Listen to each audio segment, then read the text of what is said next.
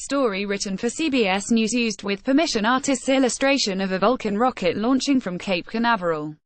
Credit: United Launch Alliance. SpaceX and its visionary founder Elon Musk win the lion's share of public attention in the commercial rocket arena, with dramatic, increasingly routine booster landings and spectacular stunts like the launch of Musk's Tesla Roadster on the maiden flight of the company's new Vulcan Heavy rocket last month. But arch-rival United Launch Alliance, a much more buttoned-down corporate alliance between Boeing and Lockheed Martin, is responding to the threat posed by the upstart SpaceX with long-range plans to phase out its workhorse Atlas V rocket and costly Delta IV rockets in favor of a powerful, less expensive launcher known as the Vulcan. Featuring reusable engines and an advanced, long-lived upper stage, company executives expect the Vulcan to be a major contender in the increasingly fierce slugfest between SpaceX, ULA and other international launch providers.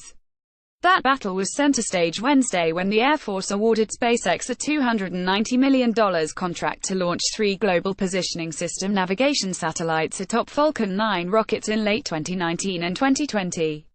At the same time, ULA won a $351 million contract to launch 2 Space Situational Awareness Program satellites using an Atlas V rocket in 2020, along with a second flight to launch another pair of military payloads.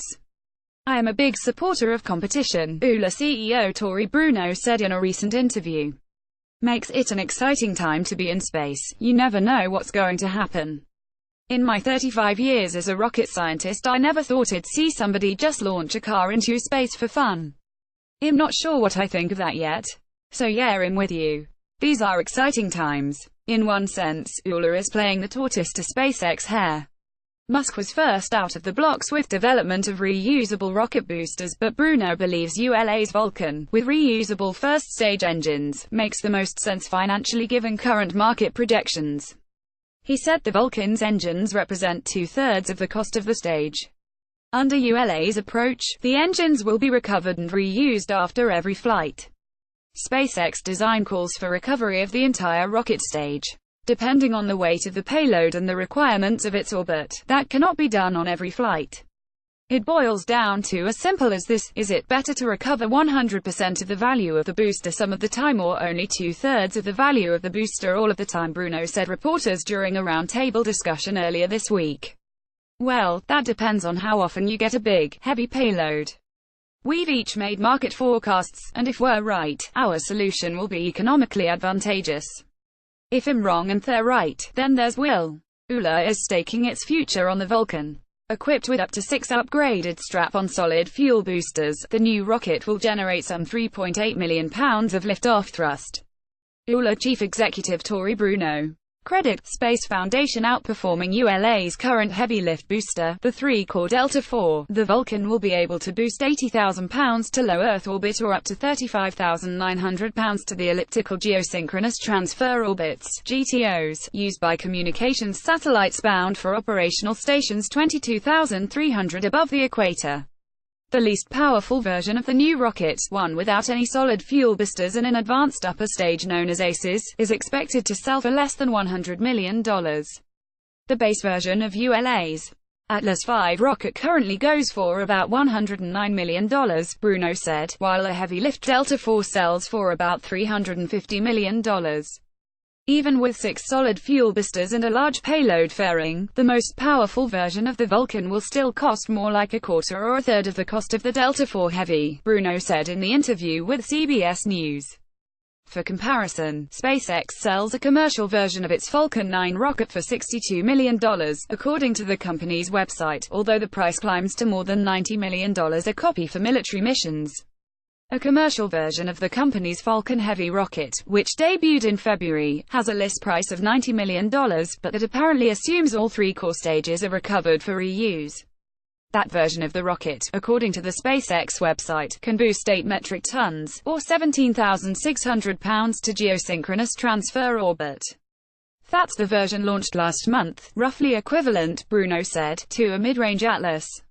A expendable version of the Vulcan Heavy could lift nearly 59,000 pounds to that same orbit, easily making it the most powerful rocket in the world. Bruno said he was impressed by the Vulcan Heavy and SpaceX's maturing ability to recover spent rocket stages.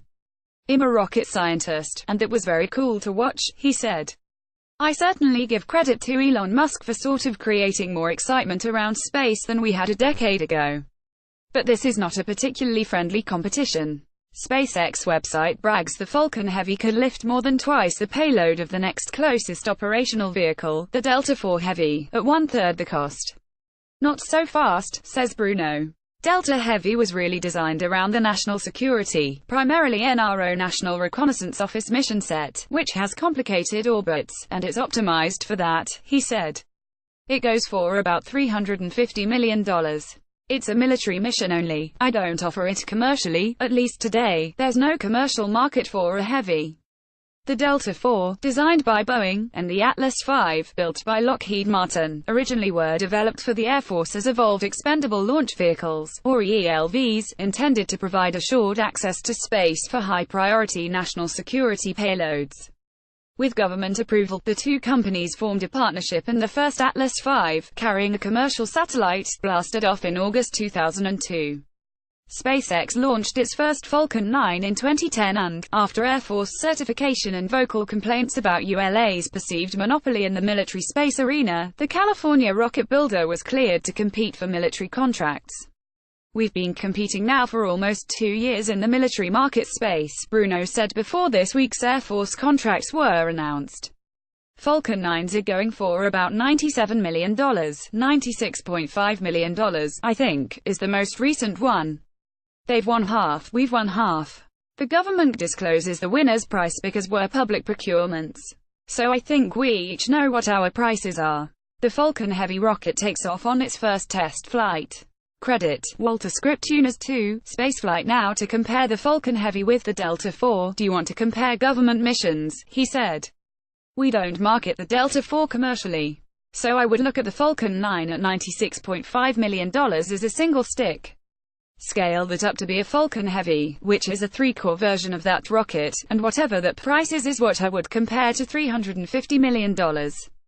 If you want to take a massively large payload to LEO low Earth orbit, that would be the rocket that would do it. If you want to go higher, you might want to fly on a Delta IV. But a Vulcan Heavy is not made up of 3 Vulcan 9s. It is, more accurately, 1 Vulcan 9 with a modified central stage and 2 additional Vulcan 9 core stages. SpaceX has said a expendable version of the Vulcan Heavy, one capable of boosting nearly 59,000 pounds to GTO, would cost around $150 million, less than half the cost of a Delta IV Heavy. But ULA says a rocket's cost is just one factor in a sale. The company also is selling reliability and schedule certainty. ULA has launched 76 Atlas V rockets and 36 more expensive Delta IVs without a single failure. SpaceX has suffered one catastrophic in-flight failure in 50 Vulcan 9 launches to date and one on the pad explosion. A rocket's reliability affects insurance rates, and meeting a promised launch date means a commercial satellite will start generating revenue as soon as possible. ULA says both of those factors act to reduce the actual cost of a launch on one of its rockets. Another wildcard in the equation is SpaceX's plan to build an even more powerful rocket known as the BFR, for Big Effing Rocket, intended for eventual missions to Mars. It is not yet clear where the Vulcan Heavy fits into the company's long-range plans or whether the BFR will be used for the sorts of payloads ULA hopes to launch on its Vulcan. But the Delta IV Vulcan Heavy debate will be moot soon enough as ULA phases out the Delta IV and the Atlas V in favor of the Vulcan. Bruno said at least 7 to 8 more Delta IVs will be launched between now and the early 2020s, while the Atlas V likely will fly into the mid-2020s, overlapping with the Vulcan program as the new rocket begins operational flights. In the meantime, the Atlas V also will be used to launch Boeing's CST-100 commercial cruise ship on flights to ferry astronauts to and from the International Space Station. SpaceX also holds a NASA contract to develop the piloted version of its Dragon cargo ship that will launch atop a Vulcan 9. Both companies hope to begin routine flights to the station next year. The maiden flight of the Vulcan currently is targeted for the middle of 2020. 2 successful commercial launches are required as part of the government certification process, followed by a required upper stage upgrade to improve performance, either Aerojet Rocketdyne RL-10 engines or a different set of engines altogether. If all goes well, ULA will introduce its new upper stage in 2024, the Advanced Cryogenic Evolved Stage, or ACES, that Bruno says will revolutionize spaceflight. United Launch Alliance's ACE's upper stage. Credit, United Launch Alliance. This is on the scale of inventing the airplane, Bruno told reporters during the media roundtable. That's how revolutionary this upper stage is. It's 1900, and I'm inventing the airplane. People don't even know what they're going to do with it yet. But I'm confident it's going to create a large economy in space that doesn't exist today. No one is working on anything like this. The Vulcan will stand 228 feet tall with a first stage powered by two engines provided by either Blue Origin, a company owned by Amazon founder Jeff Bezos, or Aerojet Rocketdyne. Blue Origin's B4 engine burns methane and liquid oxygen, while Aerojet Rocketdyne's R1 power plant burns a more traditional mixture of oxygen and highly refined kerosene. Both engines will generate between 500,000 and 550,000 pounds of thrust, and two will be used to power the Vulcan's first stage.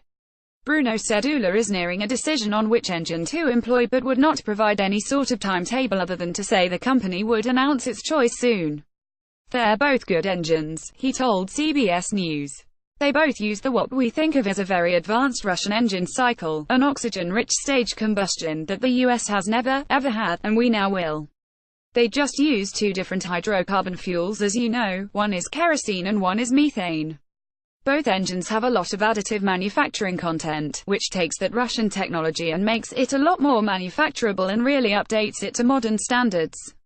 So they were both good engines. They are both, you know, hitting their marks and where they plan to be. That's probably all I can say. Whichever engines are used, the Vulcan first stage is being designed with reusability in mind. But unlike SpaceX, which can recover its Vulcan 9 first stage intact with a rocket-powered return to landing on shore or on an offshore drone ship, ULA only plans to recover the Vulcan's first stage engines. ULA plans to begin engine recovery operations after the Vulcan is routinely flying and after the ACE's upper stage is implemented. Bruno said the engines represent two-thirds of the cost of the stage, and getting them back every time, with no impact on mission performance, will pay big dividends. SpaceX, in contrast, must use propellant to fly its Vulcan 9 stages back to Toucan. Heavy payloads bound for high orbits require most if not all of the rocket's propellant, and in those cases, recovery may not be possible. As a result, SpaceX's ability to recover rocket stages depends on its manifest and the orbital demands of those payloads. ULA's concept for reusing booster engines involves retrieving the engines by a helicopter in mid-air. Credit, United Launch Alliance. Simplistically, if you recover the old booster propulsively, then you can do that part of the time. You get all the value back some of the time, Bruno said. Or, you can recover just the engine, which is our concept, and then you get only part of the value back, about two-thirds, but you get to do it every single time because there's no performance hit. So it really turns into math. And that math is based on market projections about future satellite builds and the percentage of heavyweight payloads ULA expects to be launching. We've made a forecast of what we think the future marketplace will be and said engine recovery is more financially attractive, Bruno said. I think SpaceX has made different calculus. And we'll both go to the market and find out who's right. To recover the Vulcan engines, a small pod housing, an inflatable heat shield and a dross generator will be mounted on the bottom of the first stage. After boosting the rocket out of the lower atmosphere, the engines will shut down and the propulsion section will be disconnected, allowing it to fall free. The heat shield, based on NASA technology, then will inflate using the gas generator, protecting the engines from the heat and stress of atmospheric entry. Once clear of the plasma heating region, a parafoil will deploy to fly the engines to their planned pickup point. A large helicopter then will swoop overhead, snagging a cable to capture the engine package, which will be lowered to the deck of a nearby salvage ship.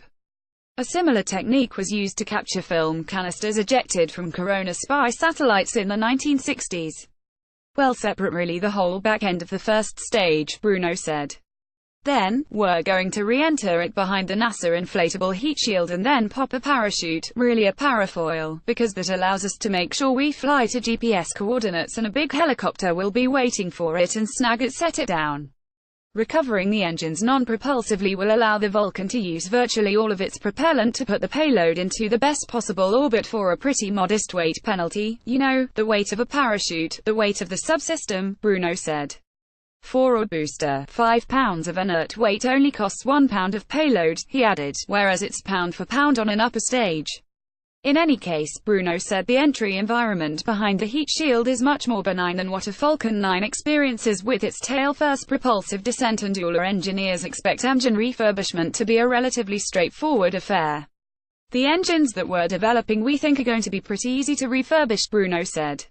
What we think we're going to do is get them back, inspect them, for the first few times, well likely hot-fire them to make sure we know how they're behaving. If they're behaving the way we expect, we'll probably stop doing that. We'll just clean them up, inspect them and use them. Along with recoverable first-stage engines, the Vulcan first stage features redesigned plumbing with an internal liquid oxygen feed line, freeing up real estate on the side of the rocket for a sixth strap-on solid fuel booster. The Vulcan will be marketed in a variety of configurations depending on payload requirements. If all 6 SRBs are used, liftoff thrust will be 3.8 million pounds, outperforming the Delta IV. ULA has not yet announced which company will provide the upper stage engines used for the rocket's initial flights before a planned performance upgrade. But the company expects to introduce the Aces upper stage in 2024. Featuring up to 4 hydrogen-fueled rocket engines, Aces will carry 3 times the propellant of current ULA upper stages, will be able to operate for weeks and months at a time, and will enable complex orbital operations near Earth, the Moon and beyond. The keys to its performance are ultra-lightweight propellant tanks and dual-straight 6 internal combustion engines mounted on the bottom of the stage, burning gaseous oxygen and hydrogen produced by the normal boil-off of propellants in the main tanks. The 1000cc engines, under development at Roush Fenway Racing, will be used to pressurize the propulsion system, push propellants to attitude control jets and generate electrical power, allowing ULA to replace multiple systems with a single solution. In a conventional stage, you've got to have electrical power, so you have big, long-duration batteries, Bruno said. You have to have an attitude control system, so you have typically an entirely separate propulsion system, usually hydrazine. And then you need to pressurize your propellant, which you use helium to do. Such stages typically have lifetimes measured in hours because the supercold propellants are continually boiling off into gas and batteries lose their power. Aces solves those problems by using the internal combustion engines to accomplish all of those tasks over an extended period. The engine has a generator on it just like your car does, so you don't need the batteries anymore, Bruno said. And we're using the power that comes off of that internal combustion engine to run a compressor and a heat exchanger, that's putting energy back into the gases. We pipe them back up into the tank, and that pressurizes the tanks. So we don't need helium at all anymore. Or heavy time-limited batteries. Each one of these generators throws off about 60 kilowatts, Bruno said. We run a Centaur stage at about 10 watts. So now you've got 120 kilowatts of electrical power that you could use for other things. And the same waste hydrogen and oxygen burned by the engines also can be used to power the stage's attitude control thrusters, eliminating the need for a separate propulsion system using toxic hydrazine. So as long as you've got all of this gaseous hydrogen and gaseous oxygen, you have propellant, Bruno said. So we've also developed oxygen-hydrogen thrusters, and we've been testing those as well. They provide the attitude control, and that allows us to delete the entire hydrazine system. So that's how it works. We've probably got, I'd say 350 tests on that engine now. It's pretty cool.